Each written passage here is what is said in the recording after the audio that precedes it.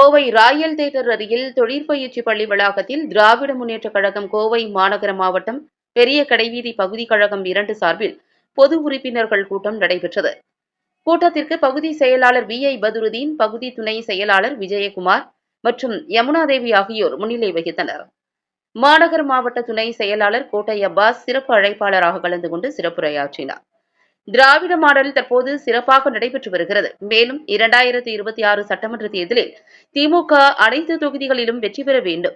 எனவே அனைவரும் தமிழக முதல்வர் செயல்படுத்திய அனைத்து திட்டங்களையும் ஒவ்வொருவரும் வீடு வீடாக சென்று பொதுமக்களிடத்தில் எடுத்துரைக்க வேண்டும். தற்போது முதலே உறுப்பினர்களின் எண்ணிக்கையை அதிகப்படுத்த வேண்டும். அப்போதுதான் வரும் சட்டமன்ற தேர்தலில் வெற்றியடைய முடியும். எனவே அனைவரும் ஒன்றிணைந்து செயல்பட்டு வெற்றியை தேடித்தர வேண்டும் என்ற தீர்மானங்கள் நிறைவேற்றப்பட்டன.